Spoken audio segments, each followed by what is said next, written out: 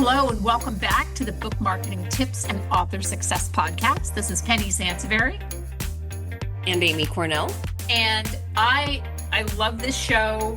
I love talking about Amazon, as I know Amy also loves talking about Amazon.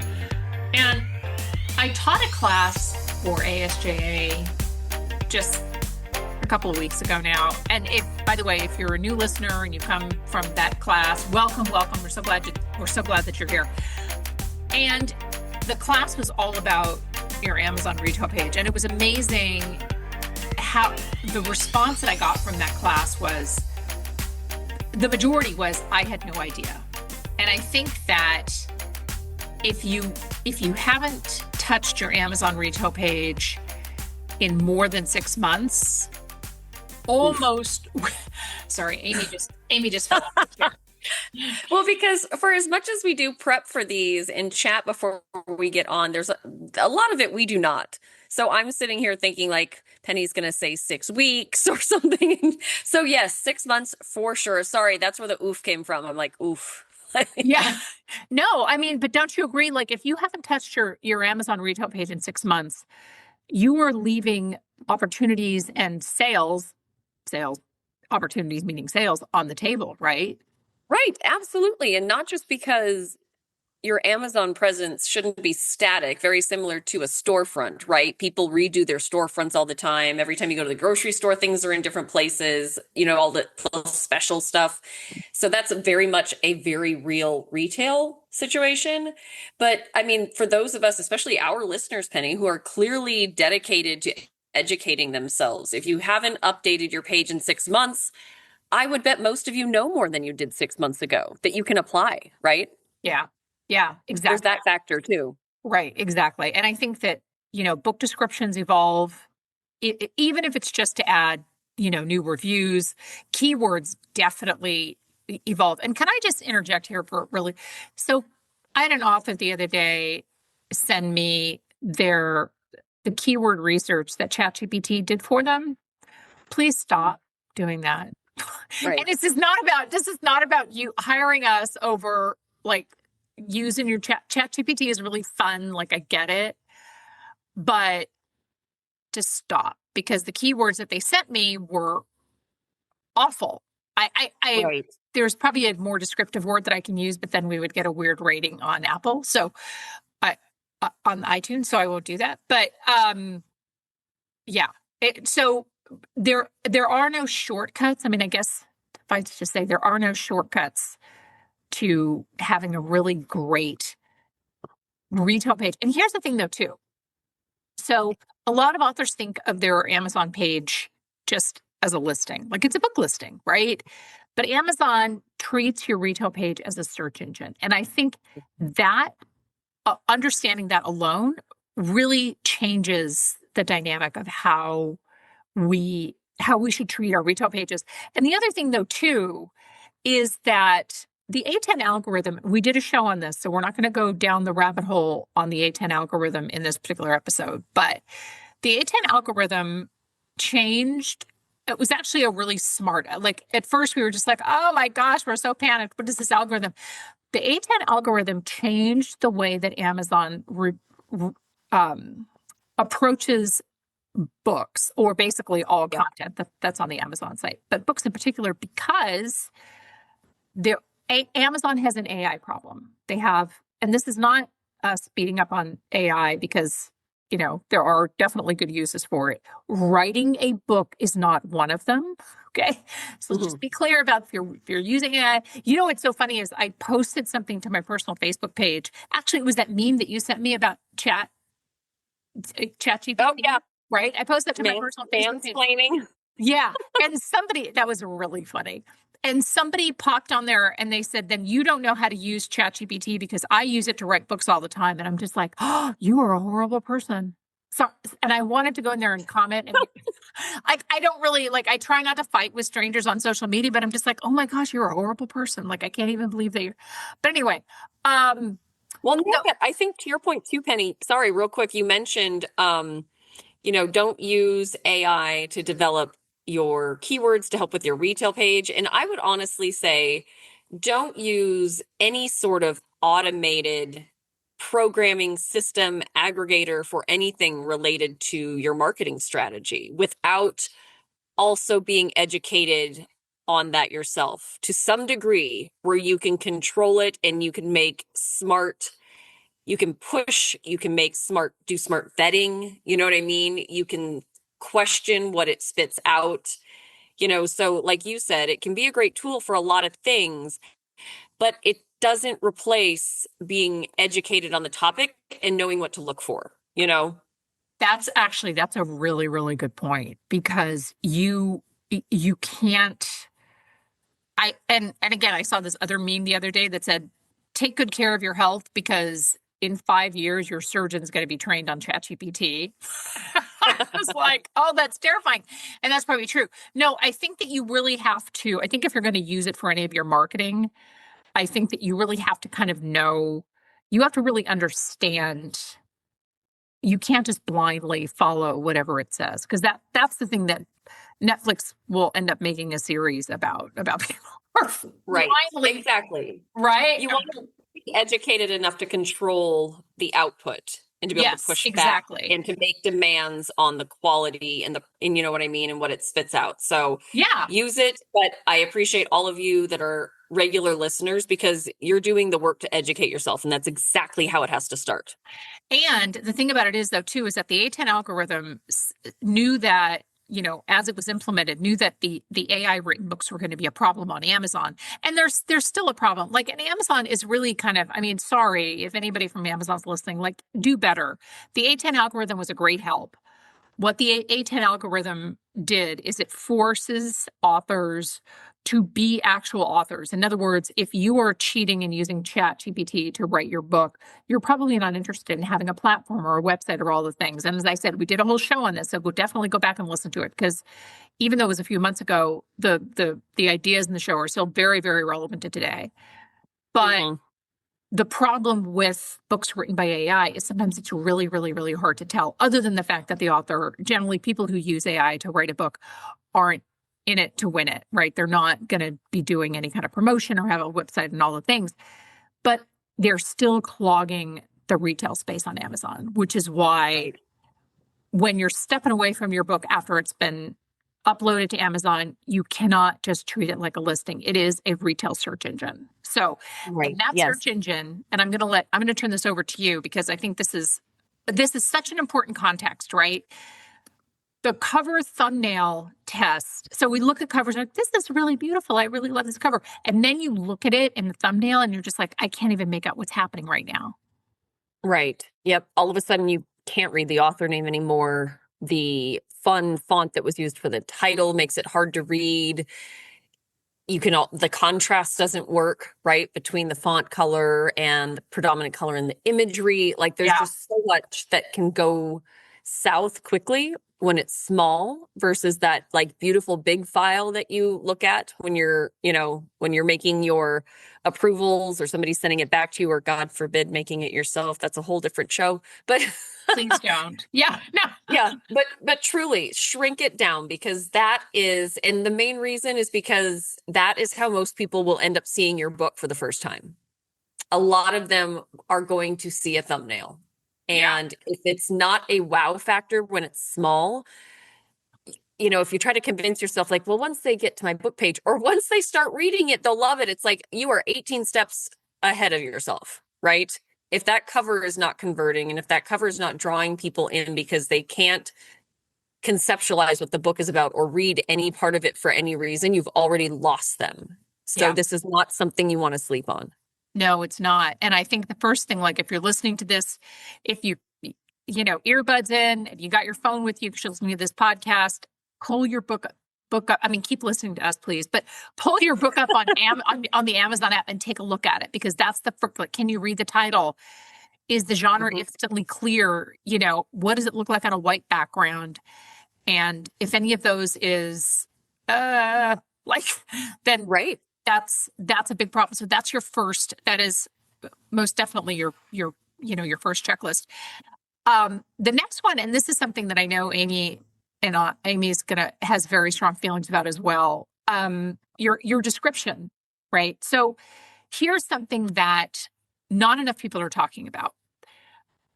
You have approximately, and I didn't count them, but approximately 140 characters before can hit the read more button, right? In your book description on Amazon, your first 140 characters are your actual sales pitch, right? And actually, you know what? Your retail description that is your sales meeting, that is your sales pitch, that is everything. So make sure that those 140 characters absolutely count, because once you get somebody to click read more, you're much closer to a sale than somebody who's just like, oh, I feel a little indifferent about this. Right. Yeah, Penny, you use the term all the time, burying the lead. You don't want to save your most compelling psychological pull for the end of your description, but you can't assume they're going to get that far. I think if the biggest thing you take away about any of this is that you can't assume they will make it as far as you want them to make it. You Yeah. really have to do the best of the best from the jump. And a lot of authors treat their book descriptions like a book synopsis, right? They write book descriptions like they're pitching to a publisher, which I get it. Like, that's the thing that, like, we're always told that, like, work on your pitch, work on your pitch. So the plot summaries, the characters, the backstory, or the benefits, but a lot of that is a lot of the real oomph of whether you've written fiction or nonfiction is buried at the end. Right. Yes, the synopsis. I think that is the biggest trap, because you can have a really well done book synopsis and as an author, that feels very productive. It feels like it's going to work. You know what I mean? And that's one reason we love to do this kind of work with our clients, because it's very, very hard when you're so close to your book to be entirely objective about what's going to make other people pay attention. Yes. You know your book almost too well, right, Penny?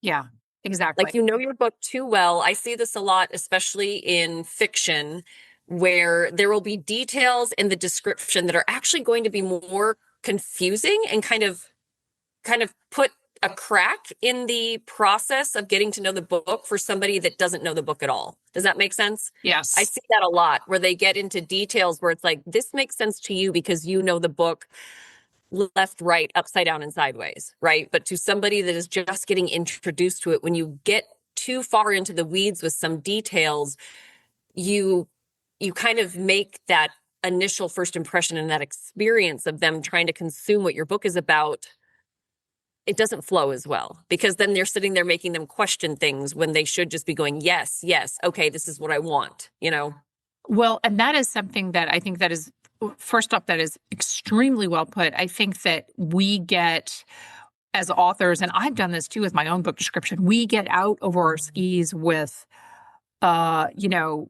including things that don't necessarily make sense to somebody who is discovering your book the first time and has no idea, how this book is going to benefit them or how it's going to entertain them or whatever that is, right? Mm-hmm. And this is part of the reason we did a show on elevator pitches last Q4 of last year. And go back and listen to that, because one of the reasons that we talk about elevator pitches so much is because those 140 characters in your book description, that is your first punch. That is your first, way to grab a potential reader's attention. And ideally, that should be your elevator pitch, because that's the thing that's going to get them to want to, if it's done well, that's the thing that's going to get them to want to think more deeply about this. Visual content. Now, we did a whole show on A+ content, so we're not going to necessarily go too far down the rabbit hole, but A+ content can absolutely lift conversions as high as 8%, meaning that you convert your,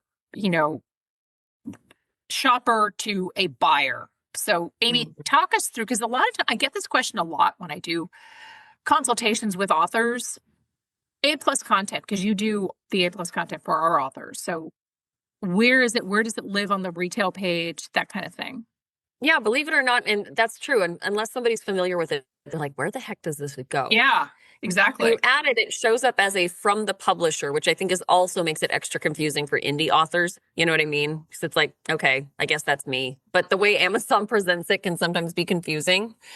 Um, but you know what's also, I think, a huge hurdle with A plus content, Penny, that I see is that, and this is another reason why, working with somebody, this is another shameless plug, but by working with somebody that fully understands where you're at in your author career and where this book has gone and what your platform can support and things like that can be really important because if you just look up general recommendations for A plus content, you're going to read a lot of things that you should have on there that you probably don't have access to if you're just starting out, Mhm. or if you haven't done a lot with your platform yet, because you're going to read like, you have to do your awards and your big, big name reviews. And you're sitting there going, oh, awesome. I have none of that yet. but that Right. doesn't, you can't have A plus content because A plus content when you're just starting out can really be as simple as setting the stage for your reader and what the experience will be like for them. That is psychologically powerful. You know what I mean? So really digging into it's almost like really you could have really great A plus content to steal Penny's idea and basically create different elevator pitch style, like little bite-sized pieces of book descriptors for what the experience will be with your book. And that can be really powerful because it's visual. And people are automatically drawn to visuals before they are big chunks of text. So, taking some of the best ways to even describe what the reader will experience with your book and putting that into a visual format is something that's available to every author, even if you're brand new and you don't have awards and you don't have like all these special recognitions yet, right? Which, because I do think A plus content feels a little out of reach when authors only go by the big general recommendations for what needs to go there. Yeah, exactly. And this is part of the reason why we say that if you haven't touched your page in 6 months, you're probably missing out on sales because you could be updating your A plus content with the things that you mentioned, right? Awards, reviews, things like that. And the mind is an image processor. It's not a word processor. So when we're looking at a website, and in particular as it relates to a website, I mean, it's not that we don't, because that sounds really terrible when you're talking about books. Oh, we just really like images, so the next book you publish should just be a picture book. Um, but when it comes to websites, I mean, we process images so much faster than we do content, written content. That's another reason why the A plus content is just it's a magical piece that a lot of authors don't don't have or don't really understand. So take a moment to kind Right. of explore it. If you don't have access to your Amazon page in order to do this, your publisher can do it for you. So I would definitely, um, Right. yeah, Ask for it. And at the end of the day, Penny, a lot of what we're talking about too, just to like not to oversimplify it, but it shows you're putting in the work and it makes you look that much more professional than the other six books they just looked at. You know what I mean? yeah, yeah, exactly. And I want to talk about, I want so I'd love for you to talk about the keyword stuff. I want to talk I didn't tease this in the beginning, but we definitely want to talk about ghost categories because it's kind of a buzzy buzzword out there right now. But let's talk about keywords and first. Okay. Amy, do you want to take that one? Because keywords I Yeah, think are also so misunderstood. they are very misunderstood. And again, we've done shows on this, so please go and check those out. Consider those kind of the deep dive version of what we're covering today. But the biggest mistake that we see authors make is they choose keywords that describe their book. And if anybody's listening and going like, well, yeah, duh. You know what I mean? Like they're my keywords. So if that was your approach or has been your approach, we get it. But the reality is keywords really only work if they reflect how readers are searching for books that they end up buying. So having a bunch of keywords that are so unique to your book that nobody is possibly going to show up to Amazon and start searching for is problematic. So I like to describe keywords as like that connecting string between your book and how people are using Amazon. The good keywords draw connections for people where they don't realize, you know what I mean? Like nobody shows up to Amazon searching for your book. I hate to, if that ruins everybody's day, I'm really sorry. But Yeah. it's true. But they are searching for something, whether it's fiction or nonfiction. They are searching for something. They are looking to resolve something. They are looking to get a certain experience out of the book. And that is what your keywords should tie into. It should tie into what people are there looking for, because that will naturally create a pathway to your book and ensure that your book starts showing up when they are searching for those terms. So that is the biggest difference. You're not describing your book, you're trying to connect to what shoppers are already doing on Amazon. So your book shows up for those people. Right. Exactly. Exactly. Um, so the other piece of it though, too, and authors do not always have control over this, is the look inside the book feature, right? So look inside the book, shows typically the first 10% of your book. So for most authors, this is the title page, the copyright, the dedication, the acknowledgments, the table of contents. This is a little bit challenging, I realize, because we don't always have control over, like if you're working with a publisher, what goes, what's in that front matter of the book. My suggestion to you is try not to waste it. Try not to waste the opportunity that the look inside the book offers, because when you get somebody, so by the time somebody gets to the clicks on the look inside the book, they have already clicked the read more on your description. The price looks okay. They've read the description. Now they want to do a look inside the book, right? Don't waste that opportunity. And as I said, and if you're not really sure what this is, go onto Amazon and click on some of the look inside the books on it, just on other titles, and in your market, and you'll kind of see what I mean. Look inside the book is a really great, very, very underused feature. And as I said, it's a tiny little bit of a slippery slope, because we don't always have control if we're working with the publisher. What you see in there? Is it just a bunch of, copyright notices and here are other books that I've written and the other things, and that's not going to be very interesting to a potential reader either. And what I love about this, Penny? Oh, go ahead. No, go ahead. Go ahead. No, but what I love about your recommendation to really rethink how you want to present the beginning of your book with the look inside feature in mind. There's something about it. I just love that it's bucking the traditional, like, this is how books have to be made. You know what I mean? Like, this has to go here and this has to go here. It's like, absolutely not.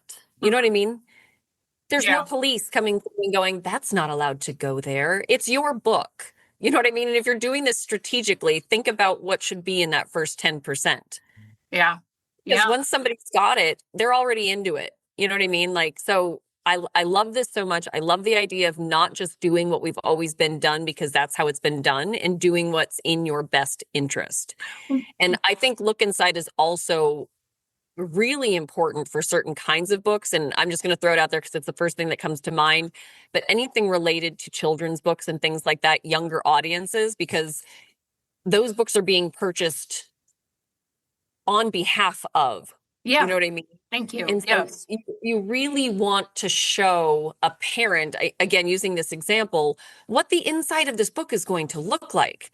Because children's books, that is one thing. Online retail for children's books, you need to take advantage of all these features, because it is very different than the experience of a parent getting to hold it in their hands and look through and go, yes, my kid would like this for sure. Or these illustrations are super cute and well done.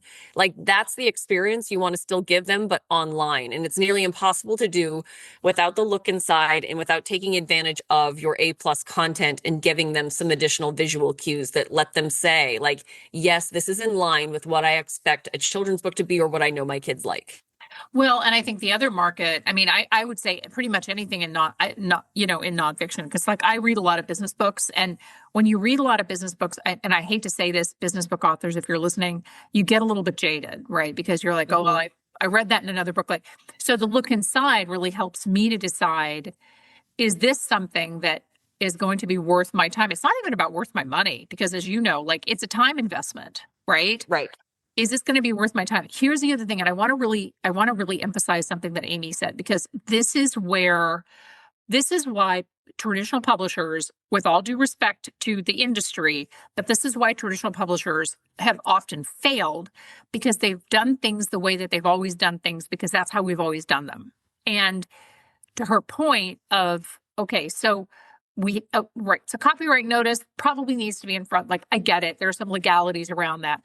But, I understand that your dedication and your acknowledgments are important to you.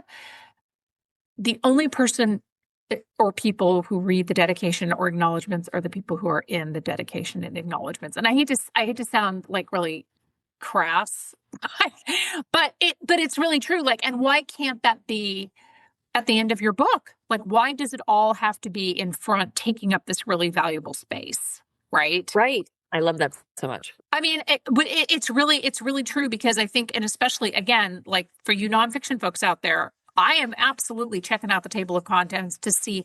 And this is another thing though, too. And I don't want to get, we could, as any of you who have been listening to us for a while know, we can get very far down the rabbit hole. But your table of contents for you nonfiction authors, and I've learned this the hard way myself, man, it better be really descriptive. There is no such thing as too much information in your table of contents, because if somebody is looking at the first 10% of your book and it stops at the table of contents, man, you'd better tell me. So if your table of contents just says chapter 1, chapter 2, go stop. Just stop. This is crazy. I get really, and initially I felt like, it's like, I don't want to give away too much of the book and what's in the book. And I'm like, no, that's actually the point. Like, and so the other side of Penny said, that's actually the point, right? My table of contents, if you look at any of my books, is super, like, I even do, the different, like the subheads and things like that. I include all of that in the table of contents, so you absolutely know what you're getting and that this book is right for you. And if you only get the first 10% of my book and it stops the table of contents, you know what you're getting. So, right. And I think you make a very good point for nonfiction, especially because, like you said, anybody that's reading nonfiction, it's very unlikely your book is their first book on the topic. Thank right? you. Yep. Yeah. You have to imagine they've probably read at minimum 6 other titles looking for the help, support, answers, whatever that they need, inspiration, insert all those great things. And so there's a bar, right? Yeah.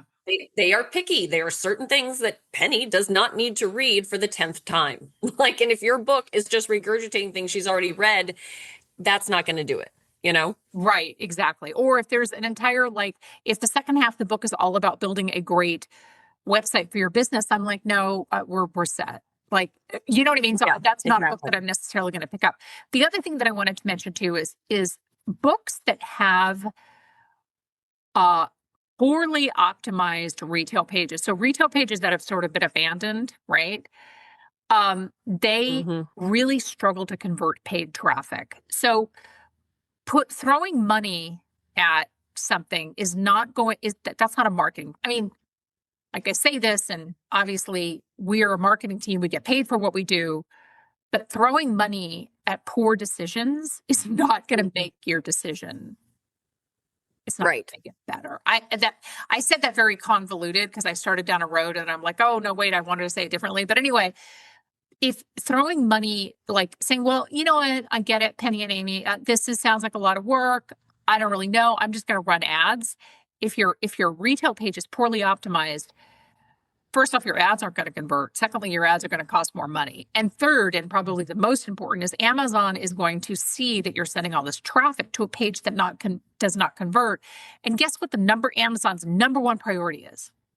To put Jeff Bezos in space. And obviously, in order to do that, they have to sell a lot of stuff, right? Right. So they're going to stop showing your book to the market that it should be shown to. And it's going to be somewhere in the Amazon basement, and you don't want to do that. So that's part of the reason why we wanted to do this. Finally, I think it's, there's a whole lot of stuff out there about ghost categories. And I want to have Amy walk us through this because she does a lot of our optimizations and she sees this a lot. It's kind of a really weird thing. So first off, the term ghost category is kind of this catchy. And Amy and I were talking about yesterday, it was kind of funny. We were like, is it spooky season yet? I mean, I know it's only April. Obviously, we really never too soon to start planning, though. We really like spooky season because we're already out. Like, oh, is it spooky season yet? But ghost categories has this really weird, like this kind of, I don't know if you want to use the word fun branding, but it's like, oh, ooh, what's a ghost category? Because I taught this in the ASJA class, and everybody was like, oh, tell us more about the ghost categories. But really, they're just categories that basically Amazon is punking us, and they're categories that don't exist, right? But they've been given this really Right. spooky name. Yeah, and I think, I mean, to some degree, they're useful to Amazon because you're still Right. telling them something about your book, but they're not useful to you, really. Not as much, right? Amazon's still learning about your book if you choose a ghost category and where you think it should belong and the kind of people that would like it and all that good stuff. But it really falls flat in terms of obviously you're not really going to ever rank for it because it doesn't really exist. So that's a bummer, right? Yeah. Like, I mean, Yeah. we all like our recognition. And if you're not going to rank for something, it's really hard to want to justify that that's where your book should be, honestly. Yeah. Like, So how do you, so tell us where, because the ghost, so I get it. And you're very nice. Like you're telling Amazon more about what your book is about. But to me, it just feels like I'm being punked. So how does somebody know if they're in a ghost category? Because now you've piqued everybody's interest. So right. So, and ghost categories exist for both fiction, or excuse me, I'm always used to saying fiction and nonfiction, both Kindle and print books. So, mhm. but this works both ways. So, what I'm going to share, the testing of it works both ways. So, just putting that out there. So basically, and this gets trickier for people that don't have access to their own back end, but for what it's worth, you can still anybody can go through and if, as long as you have an Amazon login, you can pretend to make a book and look at what the category options are. So even if you have a publisher, you still can do your due diligence if they are open to your feedback and requests. So just because you have a publisher doesn't mean you can't check on this yourself. You just can't change it yourself. I wanted to put that out there too, Penny, because I don't think a lot of authors realize that they can still do a lot of this self-education, even if they have a publisher or a publishing service. So you can still educate yourself and you can still, you can still make those requests and make those demands of whoever does have control of your book. But essentially, when you're on the back end of Amazon and selecting categories as you would for your book, they will let you click on, once you pick like the very last, most, kind of niche bucket that you're going to end up in, you can actually click that and it'll open that category on Amazon in a new tab. And from there, it's pretty easy to tell because if it's a real category, there will be a category path, which is essentially that left-hand sidebar on Amazon where it will start with Kindle. You know what I mean? And Yeah, then yeah, it'll yeah, go to yeah. something super broad like mystery and thriller or science fiction and fantasy. And then it'll go even more narrow and more narrow. So that is a pathway. That's a category pathway for anybody. You've seen that before, even if you weren't registering, that's what it is. So when you're on the back end of KDP and you're kind of testing out which categories will work for you, you can click through. And if it's a ghost category, you will see no category path. Dump you into that last little bucket, and that's all you're going to see there. That tells you that that is not a real category. It's just Amazon showing you the other books that have unfortunately picked that ghost category also, essentially. Isn't that weird? So weird. It's so weird. I don't know. It's like, is Amazon not paying attention? Like but anyway, Yeah, I would like to know their justification for doing that. And I'm sure it's very self-serving, I think so too. I mean, like I said, you were really nice. Like, oh, tells Amazon more about your book. I'm like, yeah, but then it shows up nowhere. Again, it's like you're willingly putting yourself in the Amazon basement. And according to some research, there's no, and let me just put this out there, much like there's no way to know exactly how many books exist on Amazon, there's no way to know if this figure is absolutely correct. But according to some posts that I've read, 20%, 27% of the categories that you can select on the KDP dashboard are ghost categories. Like that just sounds crazy to me. Yeah, I agree.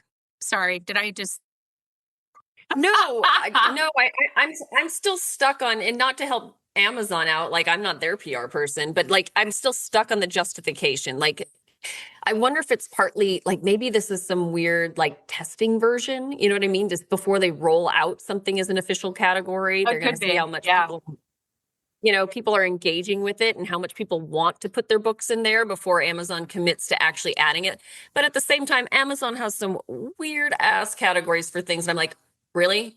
That's a category before some of these other, like, it's like sometimes I think they're just messing with us to see what happens, or it was like somebody lost a bet you know what I mean, in R&D and was like, haha, like now we're gonna have to add this. Like, Yeah, no, it absolutely. That is sometimes what it feels like. Yeah, some of them, and to Amy's point, I do think that some of this is testing. Like, I don't necessarily think that Amazon is just out to punk all of us, but I do think that some of this is testing. So if you see a category and it ends up being a ghost category, and you're like, oh, I have to pull my book out of there. Great, glad you found it, but keep an eye on it because it could end up being a category at some point. You know what I mean? right. Like, it could end up being Yes, something that definitely. Amazon. Hmm?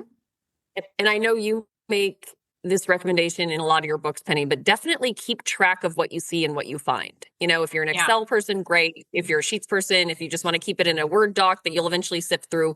But to your point, it is absolutely worth paying attention and keeping track of what you find and when, and revisiting that, because Amazon does roll. So if you go, dang, this would be a great category for me, but unfortunately, now that I've listened to this show, I found out that it's not real yet. But so keep that. Don't lose track that it's on there in some capacity, and check back with it, because you never know. They may roll it out as an official category in the near future. Yeah, no, that is a very good point.